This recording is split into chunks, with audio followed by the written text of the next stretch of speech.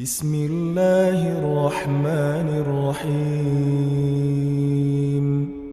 Kalau kita tawakal ke Allahnya 100%, Allah nolongnya 100%.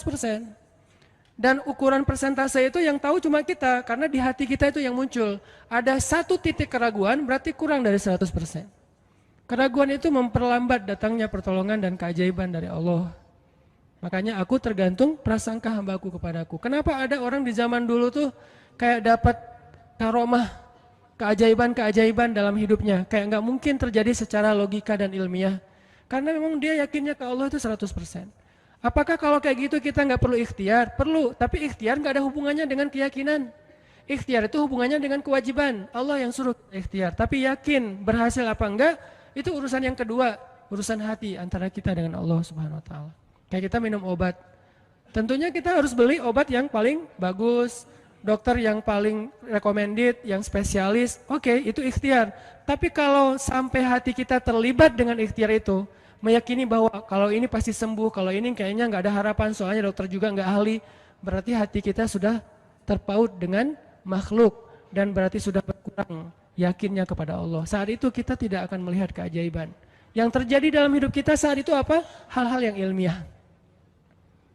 Kenapa kita hanya ngalamin hal-hal yang ilmiah? Karena kita yakinnya kepada hal yang ilmiah. Kenapa ada orang yang ngalamin hal-hal yang sifatnya miracle? Karena dia yakinnya kepada mukjizat. Yakinnya kepada aun atau pertolongan dari Allah Subhanahu wa taala. Jadi bukan kita tidak berikhtiar, ini bab a'malul qulub. Amal hati. Apakah hati kita yakin enggak sama Allah Subhanahu wa taala? Dan Umar mendengar cerita itu semakin yakin sama Allah. Makanya nanti muncul kasus di zaman Umar tuh luar biasa. Ini presiden kalau imannya 100% ke Allah, ada masalah di negaranya tuh dia tinggal bilang ya Allah beres tuh masalah.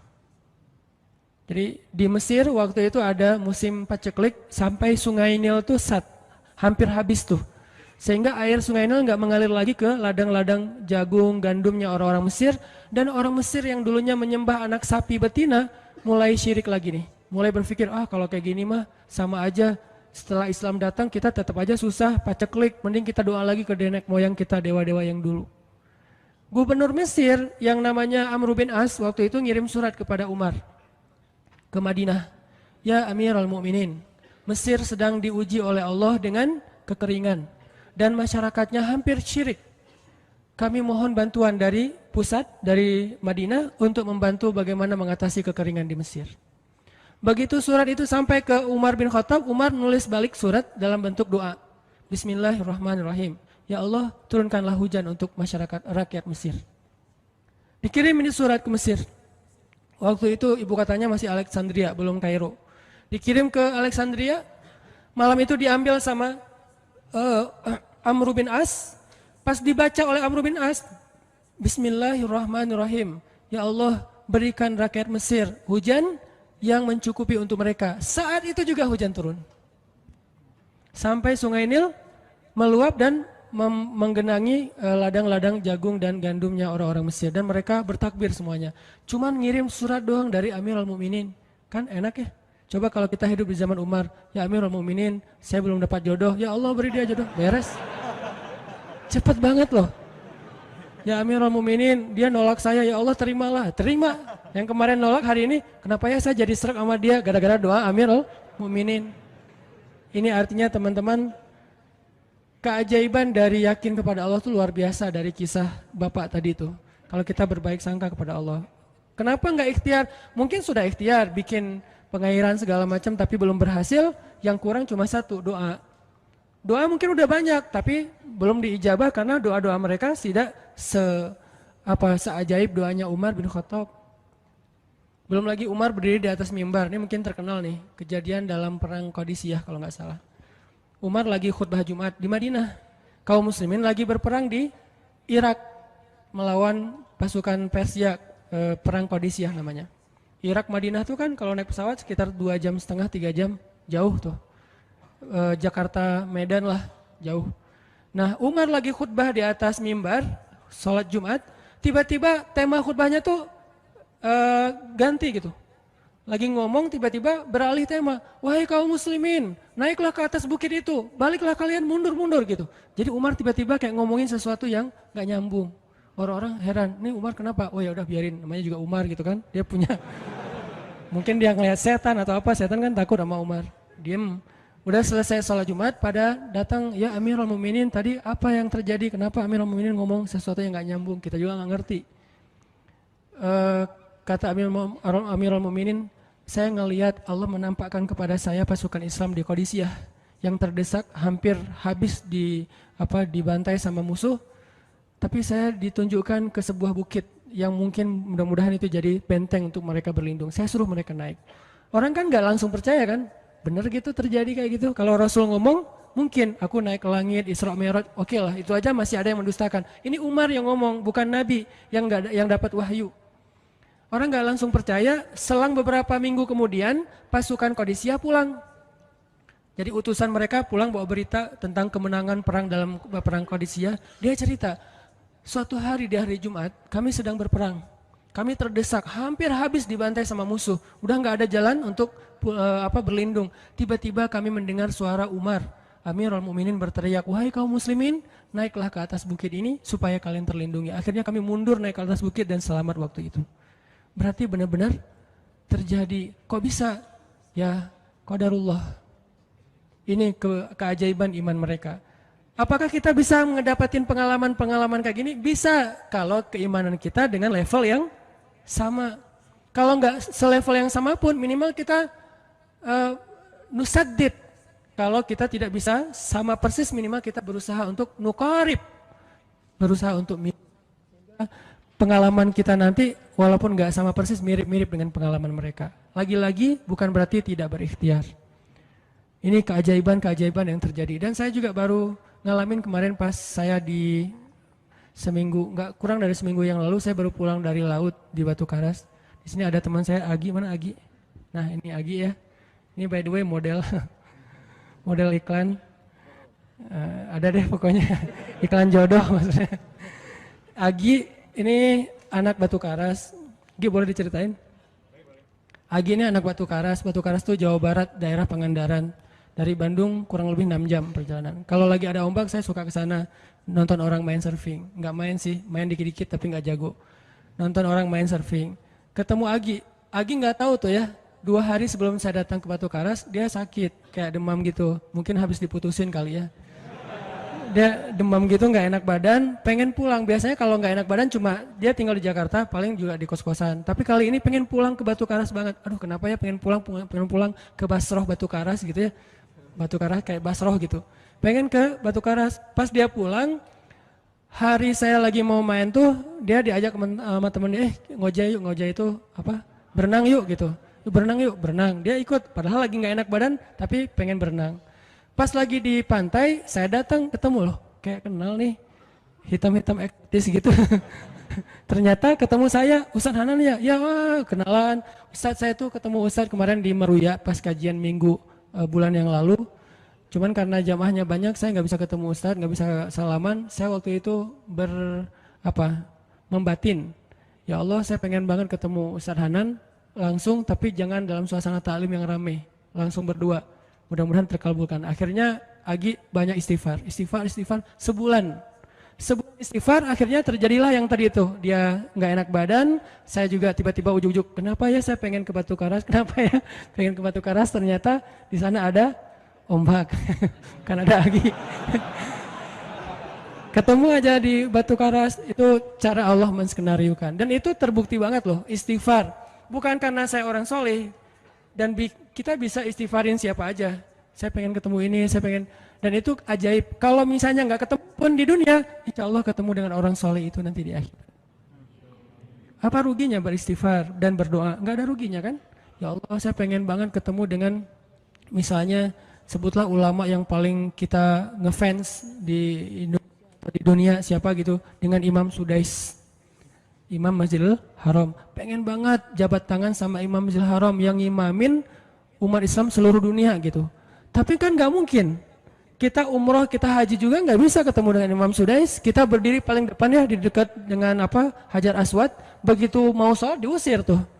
Begitu selesai salam langsung dipagar betis sama askar-askarnya. Susah ketemu beliau tuh, ajaib banget kalau bisa ketemu. Tapi kan nggak ada salahnya beristighfar kan? Astagfirullah, ya Allah, Sudais, astagfirullah, Sudais, astagfirullah. Terus aja gitu. Pengen ketemu Sudais. Tiba-tiba bisa aja Sudais datang ke Indonesia, ada seminar apa, mungkin bisa ketemu yang paling logisnya. Atau kalaupun nggak ketemu di dunia, tiba-tiba bangkit dari kubur di sebelah kita.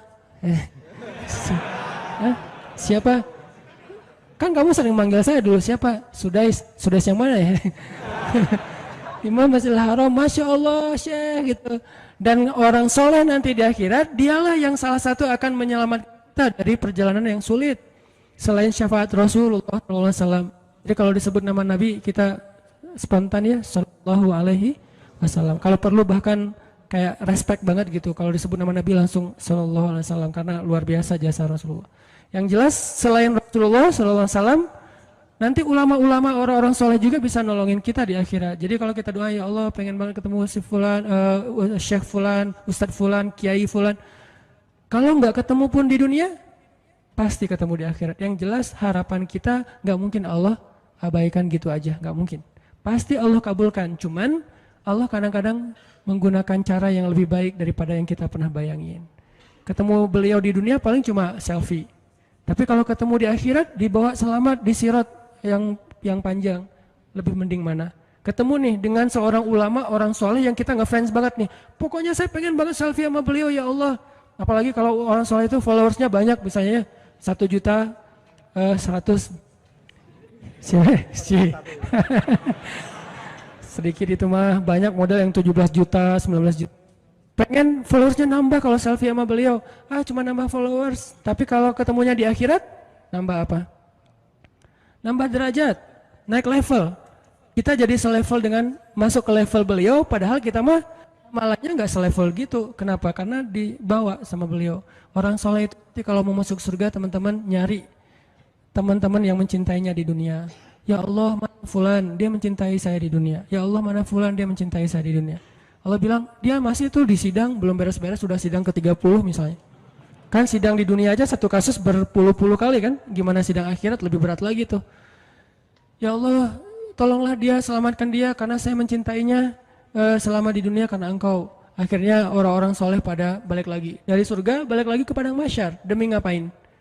Demi menyelamatkan orang-orang yang mencintai mereka semasa di dunia. Datang ke padang mahsyar. Cari ke bagian informasi. Tolong dong yang namanya ini gitu. Panggilin. Perhatian, Hanan Ataki dipanggil sama Syekh siapa gitu. Saya dipanggil. Datang aja. Mas, saya yang dipanggil. Benar Hanan Ataki? Ya, mana coba buktinya? Aduh, saya lupa bawa kartu nama. KTP misalnya. Udah pasti tahu lah ya malaikat sama kita. Udah, masuk aja. Tuh ada yang nungguin di business lounge gitu. Jadi ada VIP lounge-nya gitu kan. Oh, saya boleh masuk VIP lounge-nya, masuk ke VIP lounge. Udah sampai di sana, udah ada makanan segala macam, mereka lagi duduk. Kayak asa kenal nih, siapa ya? Dekat Hanan ya? Ya, wah kita sering ketemu dalam doa. Wah, akhirnya pelukan. Ada apa Syekh? Yuk ikut saya ke surga, kan enak banget kan? Terus sidang saya gimana? Udah diberes sama teman-teman saya di sana. Saya banyak teman di dalam gitu. Saya banyak. Beres kan? Di dunia aja bisa gitu, masa di akhirat gak bisa? Tapi dengan seizin Allah dan Allah ridho dengan kebaikan-kebaikan itu. Jadi nggak ada sia-sianya juga kita. Kan dulu saya pernah cerita yang Imam Ahmad bin Hambal kan yang pengen banget ke Basrah, dan itu ternyata terjadi juga sama Agi. Dan terjadi juga sama salah seorang driver ojek online di Bandung. Baru 2 bulan yang lalu kejadiannya. Saya lagi datang ke markasnya Pemuda Hijrah, kita sering ada kayak rapat gitu di kantor. Markas kita namanya Masjid Al-Latif di dekat Gedung Sate. Datang dari pagi rapat sampai sore. Dan saya pakai baju baju main biasa, bukan pakai baju taklim. Sebetulnya sama aja sih. Nah, waktu itu sholat zuhur di Masjid Al-Latif saya ngimamin sama asar. Habis asar pulang. Karena nggak nyetir sendiri, saya pakai online, saya order nih. Order, pakai ojek, ada yang ngambil. Drivernya ngambil, datang jemput pulang. Kemana? Ke Cimahi pulang. Di tengah jalan dia nanya, Mas sering sholat di Masjid Al-Latif itu ya? Saya bilang, ya lumayan. Saya bilang, iya itu masjid rame banget, anak-anak muda pada numplak di situ taklim. Siapa sih itu? Ada imam muda, bagus suaranya gitu. Ntar jangan GR dulu. Muzammil, oh ya Muzammil, ya bagus tuh. Tadi udah GR, ternyata salah. Oh Muzammil, benar-benar Muzammil tuh suaranya bagus banget ya, anak ITB kan? Ya anak ITB ya. Kalau Mas di situ sering ngimamin juga? Ya sesekali sih saya bilang. Dia mulai curiga gitu. Suka ikut talim juga di sana? Ya kadang-kadang saya bilang. Kenal sama Muzammil? Ya lumayan, padahal murid sendiri kan. Lumayan saya bilang. Oh Mas kayak nggak asing nih. Mas tadi ngimamin sholat zuhur bukan? Ya saya bilang. Mulai curiga kan dia. Mas namanya siapa sih Mas? Hanan saya bilang. Hanan? Hanan yang mana nih? Ya.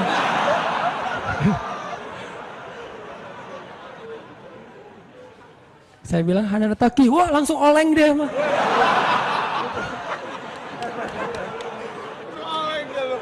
Oh, Mas biasa aja Mas biasa aja gitu.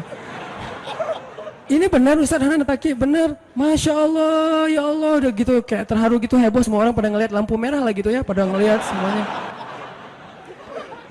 Saya langsung pakai masker, gitu.